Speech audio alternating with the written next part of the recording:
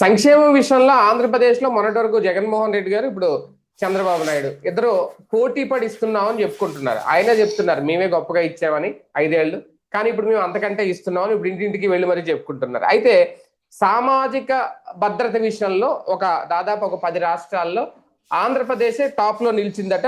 అది కూడా academy of management studies చేసిన ఒక అధ్యయనం, అది కూడా జాతీయ స్థాయిలో చేసిన అధ్యయనానికి సంబంధించి. ఇందులో పంచాయతీకి సంబంధించిన అధికారులు కీలకంగా పాల్గొన్నారట. వాళ్ళు ఆల్రెడీ ఒక ఆడిట్ నిర్వహించి ఆ నివేదిక తీసుకొచ్చి వీళ్ళకి ఇచ్చారు అనేది. నిజంగా అదే కనుక జరిగితే గతంలో మరి ఈ క్రెడిట్ జగన్మోహన్ రెడ్డి గారికి ఎందుకు దక్కలేదు? ఇప్పుడు ఇంకా చాలా కనిపిస్తున్నాయి, కొన్ని పెండింగ్ లో ఉన్నాయి.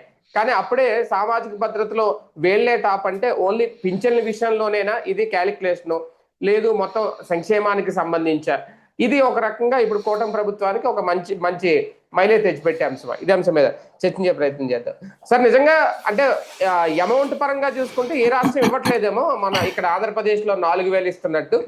లేదు ఇంకొకటి ఇంటింటికి వెళ్ళి ఇవ్వడం, డీబీటీ అనేది డైరెక్ట్ బెనిఫిషియరీ ట్రాన్స్ఫర్ అనేది మొత్తం దేశం అంతా ఉంది, ఇక్కడ కొత్తగా ఏం లేదు. కానీ పింఛన్లు చేతికి ఇస్తారు. ఏ కోణంలో ఏపీ శభాష్ అనేది వచ్చింది అనుకోవాలి? ఇది లాస్ట్ ట్రిప్ కూడా వచ్చింది. సామాజిక భద్రత పెన్షన్ల విషయంలో భారతదేశంలో అత్యధికంగా ఇస్తున్నది ఆంధ్రప్రదేశే. అది చంద్రబాబు నాయుడు ఫస్ట్ ట్రిప్ అప్పుడు అంతే ఉంది, తర్వాత జగన్మోహన్ రెడ్డి వచ్చాక అంతే ఉంది, ఇప్పుడు మళ్ళీ చంద్రబాబు వచ్చాక కూడా అంతే ఉంది. ఎందుకంటే భారతదేశంలో మిగతా రాష్ట్రాలు ఇచ్చేటటువంటిది మనకంటే తక్కువ. వాళ్ళకి అక్కడ కాంపిటీషన్ లేకపోవడం వల్ల కావచ్చు, లేదంటే ఆర్థిక పరిస్థితుల రీత్యా వాళ్ళు అలాంటి తెగింపు నిర్ణయాలు తీసుకోలేదు. మన రాష్ట్రంలో మొదటి నుంచి కూడా వాస్తవంగా చంద్రబాబు గారు ఈవెన్ 1999 అప్పుడు కూడా అట్లాంటి ఇదే ప్రదర్శించారు. అయితే తర్వాత వచ్చేవాళ్ళు పోటీలు పడటం వల్ల మన దగ్గర ఎక్కువ పెరుగుతూ ఉంటుంది. For example NT Rama Rao start చేశారు ఈ విధానాన్ని ఆంధ్రప్రదేశ్లో. ఆయన స్టార్ట్ చేసినప్పుడు 30 రూపాయలు ఉండేది సామాజిక భద్రతా పెన్షన్ అన్నటువంటిది. అంటే అది కూడా చాలా లిమిటెడ్ పబ్లిక్ అనమాట, దాదాపుగా ఓ రకంగా కార్యకర్తలకు అనేవాళ్ళు అనమాట. అది కూడా అబౌవ్ 70 yearsలో ఉండే వాళ్ళకి ఇచ్చేవాళ్ళు 30 రూపాయల పెన్షన్ అన్నటువంటిది. తర్వాత ఎన్టీ రామారావు గారిని గద్దె దించి చంద్రబాబు గారి అధికారంలోకి వచ్చాక ఏకంగా దాన్ని 200 చేశారు. ప్లస్ చాలా మందికి పెన్షన్లు ఇచ్చారు. తద్వారా పేదవాళ్ళకి సంబంధించి అంటే నేరుగా పబ్లిక్కి రీచ్ అవ్వడం, వాళ్ళ చేత శభాష్ అనిపించుకోవడం ఆ రోజుల్లో జరిగింది. 200 రూపాయలు చంద్రబాబు గారు 95లోనే బిగిన్ చేశారు. ఆయన ఈ 30 రూపాయల పెన్షన్ నుంచి బాబు గారు అధికారం చేపట్టిన తర్వాత ఒక 6-7 నెలల్లోనే అది అనౌన్స్ చేసేసారు. తద్వారా ఆయన ఈ పేదలలో, వృద్ధులలో ఎన్టీఆర్ పట్ల ఆదరణ ఉంటుంది కదా, ఎన్టీఆర్ మీద ఆదరణతో తనకి వ్యతిరేకం కాకుండా ఉండడానికి ఒక వ్యూహాత్మక అడుగు వేశారు. ఏకంగా 200, 30 రూపాయలు ఎక్కడ, 200 ఎక్కడ, 170 రూపాయలు పెరిగినట్టు డబుల్ డబుల్ డబుల్ లెక్కేసుకోవాలన్నమాట. అత్యధిక పెరుగుదల. అది భారతదేశంలో అంత స్థాయి ఎవరూ చేయలేదు.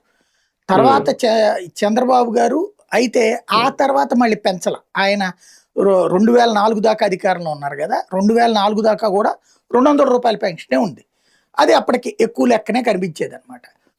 ఆ తర్వాత వచ్చిన రాజశేఖర రెడ్డి ఏం చేశాడంటే పాదయాత్ర సందర్భంలో ఈ పెన్షన్ చాలట్లేదు అన్నారు. ప్లస్ పెన్షన్లు అందరికీ అందట్లేదు, కేవలం కొంతమందికి మాత్రమే అందుతుందన్నారు ఒక ఊరిలో. కాబట్టి ఆ పెన్షన్ నేను అందరికీ అందుబాటులోకి తెస్తాను అని ప్రకటించి ఆ 200 రూపాయలని 400 రూపాయలు చేశాడు రాజశేఖర రెడ్డి.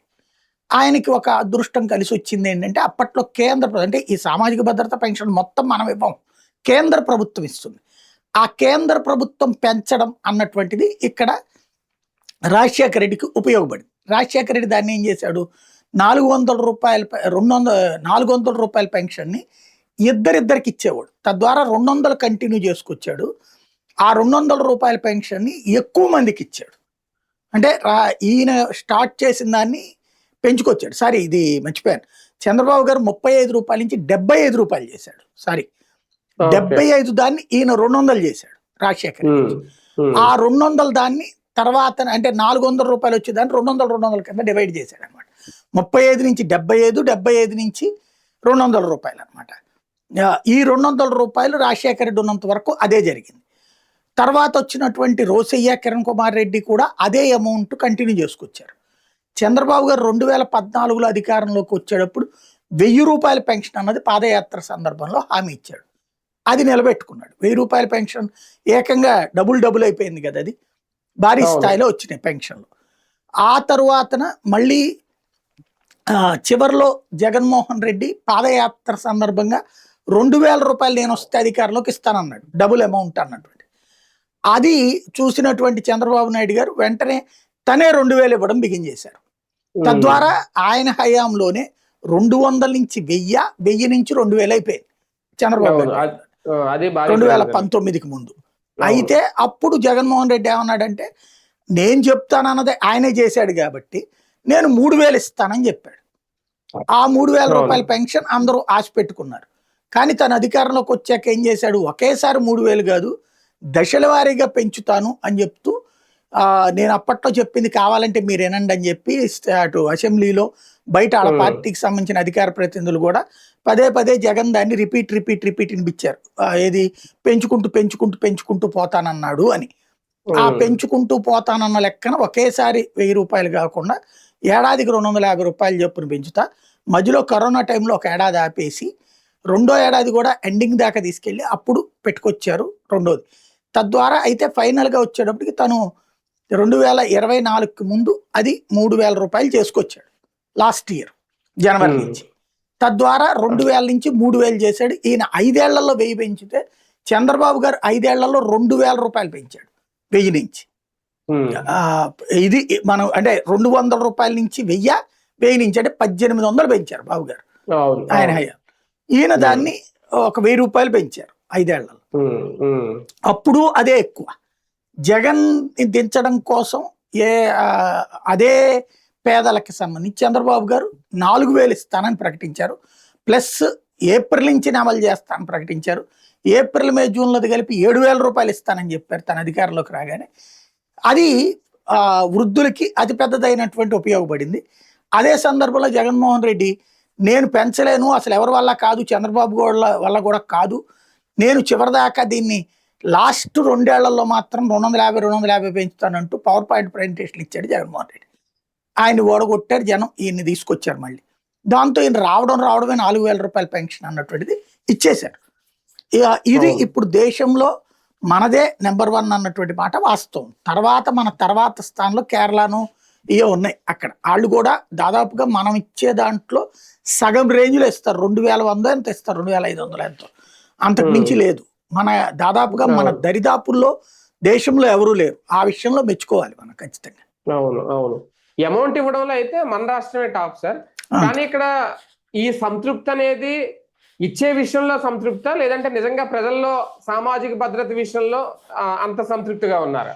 అంటే సంతృప్తి స్థాయిని ఎవడు కొలవలేడండి. బేసిక్గా పెన్షన్ తీసుకునే వాళ్ళందరూ సంతృప్తి ఉన్నారంటే సంతృప్తి ఉన్నట్టే. ఇంతకంటే ఎక్కువ ఇచ్చేవాడు దొరికితే అప్పుడు అసంతృప్తి వస్తుంది. ఎందుకంటే తక్కువే కానీ ఇప్పటిదాకా ఎక్కువ రాలేదు కదా. ఖచ్చితంగా ఆ విషయంలో సంతృప్తిని ఒప్పుకోవాలి. ఇంకొకటి మనం ప్రాక్టికల్గా చూసినా జనజీవనంలో చాలా పెద్ద మార్పు వచ్చింది దీనివల్ల. మనం ఇంతకుముందు ఈ 200 రూపాయల పెన్షన్ రోజుల్లో చూసినప్పుడు అంటే 75 రూపాయల నుంచి 200కి 9 ఏళ్ళు పట్టింది. 200 రూపాయల నుంచి 1000 రూపాయలకి 10 ఏళ్ళు పట్టింది, అంతే కదా. 200 రూపాయలు రాజశేఖర రెడ్డి రాగానే బిగించేస్తే తర్వాత వచ్చిన కిరణ్ కుమార్ రెడ్డి పెంచలా దానివల్ల ఏమైపోయింది, ఆ 200 కాకపోతే ఎంతమందికి ఎక్కువ ఇచ్చామని చెప్పుకున్నారు కానీ లేదు. ఈయన చంద్రబాబు గారు 1000 రూపాయలు ఇవ్వడం ఒక ఎత్తు అయితే 2000 అయ్యేటప్పటికి అంటే ఈ 1000 రూపాయల వరకు కూడా వృద్ధుల వరకు ఉపయోగపడింది. అప్పటికి మనం చూస్తే 2018 తర్వాత కుటుంబ వ్యవస్థలో అతిపెద్ద మార్పుకి పెన్షన్ కారణమవుతుంది. ఒక రకంగా సామాజిక పరమైనటువంటి అతిపెద్ద మార్పు. సరిగ్గా అబ్జర్వ్ చేసి ఎవడు పిహెచ్డీలు రాయలేదు కానీ రాయాల్సినటువంటి థీసిస్ అది మన రాష్ట్రంలో. ఏంటంటే మన రాష్ట్రంలో ఉన్నటువంటి వృద్ధుల జీవితాలలో కుటుంబ వ్యవస్థ అనేటటువంటి దానికి ఒక మంచి లైఫ్ వచ్చింది. దాంతో నేను బాగా డీప్గా అబ్జర్వ్ చేశాను యాజ్ ఎ జర్నలిస్ట్గా ఫీల్డ్లో తిరిగినటువంటి సందర్భం. అందులో లేబర్ ఏరియాల్లో ఎక్కువగా తిరుగుతాను నేను ఫీల్డ్లో ఉన్నప్పుడు. అందువల్ల అంతకుముందు ఎట్లా ఉంటుందంటే ఒక అమ్మా నాన్న కలిసి కష్టపడతారు. ఈ పేదల్లో ఇద్దరు కూలి పని చేస్తారు, ఇంకోటి చేస్తారు, పిల్లల్ని పోషిస్తారు. పిల్లలకి ఒక వయసు వచ్చేటప్పటికి పెళ్లి చేస్తారు. మనకు మళ్ళీ 21 తర్వాత చూద్దాం, 30లో చూద్దాం అని ఉండదు. వాళ్ళకి 18-20 వచ్చేటప్పుడు పెళ్లి చేసేస్తారు పేద కుటుంబాలలో. అలాగ పెళ్ళయిన తర్వాతన ఈ వీళ్ళిద్దరూ కష్టపడుతుంటారు. అమ్మాయి, అబ్బాయి, కోడలు, కొడుకు. వీళ్ళల్లో ఈ కొత్తగా వచ్చిన కోడలికి వీళ్ళు నుంచి కూడా సంపాదన వస్తున్నంత వరకు సంతోషంగానే ఉంటది. ఏది మాంగారు, అత్తగారు అందరూ. కానీ తర్వాత ఏమవుతది, విడివిడి కాపురాలు అంటారు. అందరికీ వండి పెట్టడం నాకు వల్ల కావట్లేదు, అందరికీ మళ్ళీ ఇంట్లో అంట్లు తోమబెట్టి మళ్ళీ నేను కూలి పనికి వెళ్ళడం నాకు వల్ల కావట్లేదు అంటూ ఎవరికి వాళ్ళు అని విడిపోతారు. ఇవి మన ప్రత్యక్షంగా చూసినటువంటి జీవితాలు. అయిపోయాక సెకండ్ ఫేజ్‌లోకి వచ్చేటప్పటికి ఏమైపోతుందంటే, ఈ అత్తమామల ఓపికలైపోతాయి. ఇప్పుడు ఒక ముఠా కూలీగా చేసిన వాడు రోజు మూటలు మోసిన తర్వాత ఒళ్ళు పులిసిపోద్ది గాని, ఒళ్ళేమన్నా శక్తివంతం అవుతదా? ఇంకోటి, ఇదివరకటి రోజుల్లో పొద్దున్నే అన్నం వండుకుని, గంజి తాగి, అన్నం కొంత తిని, కొంత పార్సెల్ తీసుకుని, ఇంట్లో వండుకున్నదే తీసుకుని వెళ్ళేవాళ్ళు మన లేబర్‌లో వచ్చేటప్పటికి. దాంతో పాటు ఇంటి పనంతా వాళ్ళే చేసుకునేవాళ్ళు. ఇందువల్ల శారీరకంగా ఆరోగ్యంగా ఉండేవాళ్ళు. 60లు, 70లు వచ్చినా కూడా స్ట్రాంగ్‌గా ఉండేవాళ్ళు. ఈవెన్ మనం రైతుల్ని చూసినా కూడా మనకి పాత రోజుల్లో అంటుంటాం, ఆ తాత చూడు ఎంత చక్కగా నడుస్తున్నాడు. ఇప్పటికి కూడా కొంతమంది ఉంటారు అట్లాంటోళ్ళు. ఇంటి తిండి తినేవాళ్ళకి. క్రమంగా ఏమైపోయింది, ఈ కర్రీ పాయింట్లు అయ్యి వచ్చాక ఇంటి తిండి తగ్గి బయట హోటల్లో తిండి లేకపోతే బళ్ళ దగ్గర తినేస్తారు వీళ్ళు. ఆ బళ్ళ దగ్గర తినటం, ఇట్లాంటి ఆ నూనెలు, ఆ అలవాట్లు పడ్డాక 50లు వచ్చేటప్పటికి వీళ్ళ ఓపిక తగ్గిపోతుంది. 60లు వచ్చేటప్పటికి కదలలేకపోతున్నారు, నడవలేకపోతున్నారు, ఏదో ఒక రోగాలు వస్తా ఉన్నాయి. ఈ రోగాల్లో వచ్చేటటువంటి వాళ్ళకి వీళ్ళిద్దరూ కష్టపడి కూలీతో వచ్చిన సంపాదనలతో మళ్ళీ వీళ్ళని ఆసుపత్రికి తీసుకెళ్లాలంటే నరకం కనిపిస్తుంది. దాంతో తిట్టడం, దూరంగా ఉంచడం, లేకపోతే సెటైర్లు వేయటం, అత్తమామల్ని వేధించే లేకపోతే అత్తమామల్ని విసుక్కునే కోడళ్ళు తమ పిల్లలకి అత్తమామల గురించి రాంగ్‌గా చెప్తా ఉండేవాళ్ళు. ఆ పిల్లలు కూడా వీళ్ళ దగ్గరకొచ్చి ఏమన్నా అడగాలన్నా ఒక నెగటివిటీ ఉండేది. ఎప్పుడైతే ఈ పెన్షన్ డబ్బులు ఎక్కువ రావడం మిగిలిందో, 1000 నుంచి 2000 అయిందో, తమ చేతికొచ్చిన డబ్బుల్లో కొంత కోడలికి ఒక 500, 1000 రూపాయలు చేతిలో పెట్టడం. అదే సందర్భంలో ఆ మనవళ్ళో, మనవరాళ్ళో ఏదైనా కొనుక్కుంటానంటే ఓ రూపాయి ఇచ్చి కొనుక్కోమనేటప్పటికి, ఆ మనవళ్ళు, మనవరాళ్ళకి ఈ తాత అంటే ప్రేమొచ్చింది. తాతామామలంటే. అదే సందర్భంలో కోడలికి కూడా పర్లేదు మనకు కొంత వెసులుబాటు వచ్చింది. ఇంకోటి, వీళ్ళిద్దరి పేరున బియ్యం కూడా ఇస్తున్నారు కదా ఇప్పుడు. ఉచిత బియ్యం ఇస్తున్నారు కదా. అవునవును. ఇవన్నీ కూడా కుటుంబంలో చాలా పెద్ద మార్పు తీసుకొచ్చినాయి. అంటే ప్రవర్తనలో ఆ అంటే సామాజిక భద్రత ఒక్క మనిషికే కాకుండా కుటుంబానికే కుటుంబానికి మొత్తం మెయిన్లీ మొత్తం. వృద్ధులకి సామాజిక భద్రత అద్భుతంగా వచ్చిందండి. ఇవాళ అవును. ఇంకొక ధైర్యం కూడా వచ్చింది. బాబు మళ్ళీ రెండోసారి వచ్చాక, లేదా ఈవెన్ మన 14, 19లో వచ్చినప్పుడు కూడా చివరిలో ఈ అన్న క్యాంటీన్లు పెట్టారు కదా. ఈ అవును. పట్టణాల ప్రాంతంలో ఉన్నటువంటి వృద్ధులకి ఒకవేళ కోడలు ఇబ్బంది పెట్టినా, లేదా ఇంట్లో తిండి చాలకపోయినా అక్కడికొచ్చి 5 రూపాయలు ఇచ్చి తినేయగలుగుతున్నారు కదా వాళ్ళకి. అవును, కడుపు నిండా. అవును. ఈళ్ళు చాలా మందిది నేను అబ్జర్వ్ చేసింది ఏంటంటే, వృద్ధులు ఇంట్లో ఇప్పటికీ ఈ డబ్బులు తీసుకుని కూడా విసుక్కునే కోడళ్ళు ఉంటారు. లేదా ఇద్దరు కొడుకు, కోడలు పొద్దున్నే పనికెళ్ళిపోతున్నారు వదిలేసేసి వీళ్ళని. అట్లాంటప్పుడు ఈ వృద్ధుడు, వృద్ధురాలు ఆకలితో అలమటించకుండా దగ్గరలో ఉన్న అన్న క్యాంటీన్‌కి వెళ్ళి చెరొక 5 రూపాయలు ఇస్తే పొద్దున్నే టిఫిన్ వస్తది, మధ్యాహ్నం భోజనం 5 రూపాయలు. ఆ విధంగా ఆదివారం పూట ఎట్లాగో అందరూ ఉంటున్నారు, వండుకుంటున్నారు, తింటున్నారు. ఆ విధంగా చాలా పెద్ద చేంజ్ వచ్చింది. ఆ విషయాన్ని మనం ఒప్పుకోవాలి ఖచ్చితంగా. అవును. సరే, ఇక్కడ ఒకటి నేను అడిగే కొలమానం ఏంటి అంటే, దీనికి ఇక్కడ ప్రైస్ హైక్ అనేది కొలమానమా, లేదు క్వాంటిటీ ఏమన్నా పెంచారా? గతంతో పోలిస్తే తగ్గిపోయినాయి పింఛన్లని మొన్నటి వరకు వైసీపీ చెప్పిన మాట. ఎందుకంటే వీళ్ళు తల్లికి వందనం విషయంలో చెప్పుకున్నది ఏంటి, ఒకవేళ తల్లికి వందనం చాలా వరకు మేము ధర పెంచకపోయినా ఆ 15,000 అనేది, 13,000 అనేది ఇంట్లో ఎంతమంది ఉంటే అంతమందికి ఇస్తున్నాం అంటే అక్కడ క్వాంటిటీ అనేది పెరిగింది, కానీ ఇక్కడ తగ్గింది. ఈ రెండు కంపేర్ చేసుకున్నప్పుడు సామాజిక భద్రతలో ఏపీ నెంబర్ 1లో ఏ విషయంలో ఉందనుకోవాలి? అంటే చాలా తేడా ఉంటుంది. ఇప్పుడు ఏంటంటే వీళ్ళు 20 లక్షల మందికి ఇవ్వట్లేదు తల్లికి వందనం అని చెప్తున్నారు వైసీపీ. నిజం. అవును. అనర్హులు వాళ్ళు అన్నది కూడా నిజం. ఇప్పుడు వాస్తవంగా చెప్పాలంటే సామాజిక భద్రత పెన్షన్లలో ఇండ్లు, సొంత ఇల్లు కలిగి నెల అద్దొచ్చేవాళ్ళు కూడా పెన్షన్ తీసుకుంటున్నారు ఇప్పుడు. వితంతు పెన్షను, వృద్ధాప్య పెన్షను, అదేది ఒంటరి మహిళ పెన్షను తీసుకునే వాళ్ళు బోల్డ్ అంతమంది ఉన్నారు. అట్లాంటి వాళ్ళు వైట్ రేషన్ కార్డ్, ఏది అపార్ట్మెంట్ లో ఫ్లాట్ లో ఉన్న వాళ్ళకి 4,000 పెన్షన్ ఏంటండి? అపార్ట్మెంట్ లో ఫ్లాట్ సొంతదయ్యి ఉన్నటువంటి వాళ్ళకి లేదా అద్దెకు ఉన్నారు అనుకుందాం, అద్దెకు 10-15 వేలు అవుతుంది కదా, అవును 10,000 అద్దె కట్టే వాళ్ళకి 4,000 పెన్షన్ ఏంటి ప్రాక్టికల్ గా చెబితే. అవును. అది జగన్ వల్ల జరిగింది. అంతే. 2019కి ముందు పెన్షన్లు చాలా తక్కువ, 40 లక్షలు ఏముంటే జగన్ వచ్చాక అది 67 లక్షల దగ్గరికి వెళ్ళిపోయినాయి పెన్షన్. రెండవది తల్లికి వందనం విషయంలో 20 లక్షల మందో 25 లక్షల మందికో తగ్గింది. ఈ మాట నిజం. ఏది అవును. వీళ్ళు చెప్పేది టోటల్ గా రిజిస్టర్ అయ్యే విద్యార్థుల సంఖ్య పరంగా చూస్తే అయినటువంటి వాళ్ళు 85 లక్షల దాకా ఉంటే వీళ్ళు 65 ఏమి ఇస్తున్నారని చెప్తున్నాడు. Yes correct. కానీ వాళ్లే క్లెయిమ్ చేయట్లేదు కదా, వాళ్ళు మధ్యతరగతి, ఎగువ మధ్యతరగతి. ఇప్పుడు భాష్యం స్కూల్లో ఉన్నోడికి డబ్బులు ఇచ్చేది ఏంటి తల్లికి వందనం, లేకపోతే గనక అదేది కెనడీ స్కూల్లోను చైతన్య స్కూల్లో చదివే వాళ్ళకి తల్లికి వందనం డబ్బులు ఏంటి? అక్కడ చదివిస్తున్నారంటేనే డైరెక్ట్ ఆర్థిక స్తోమత ఉన్నాడు. కానీ అట్లాంటి వాళ్ళకి కూడా ఇచ్చింది జగన్ గవర్నమెంట్. ఈ 13,000 వాళ్ళకి ముక్కులోకి కూడా రావు. ఓ రకంగా చెప్పాలంటే వాళ్ళకి 3 నెలల బస్ ఛార్జ్, అదేదో బస్సుకి ఫీజు ఉంటది కదా వాళ్ళకి, 3,000 నుంచి 5,000 దాకా ఉంటది ఒక్కొక్కరికి. ఆ ఫీజు కూడా రాదు వీళ్ళకి 3 నెలలు 4 నెలలు. పేదలకి అది ఉపయోగం. ఇక్కడ అర్హులు పేదలకి ఇచ్చే క్రమంలో వీళ్ళకి కూడా ఇచ్చి పడేశారు. వీళ్ళు మధ్యతరగతి, ఎగువ మధ్యతరగతి కూడా ఇచ్చేశారు. అది వీళ్ళు ఆపారు, అది ఆ ఆస్పెక్ట్ లో. కాకపోతే ఇక్కడ క్వాంటిటీ కంటే కూడా క్వాలిటీ ఇవాళ నిజమైన పేదలకు అందుతోంది కదా. అటు ఇది తల్లికి వందనము అందుతోంది, తద్వారా ఆ పిల్లల జీవితాలలో ఒక వెలిగే కదా, ఎంతమంది ఉంటే అంతమంది చదువుకోగలుగుతారు కదా, అది ఒక ఆస్పెక్ట్. దీంతో సరిపోతుందని చెప్పను నేను, కానీ ఇది చాలా పెద్ద వెసులుబాటు ఓ రకంగా చెప్పాలంటే.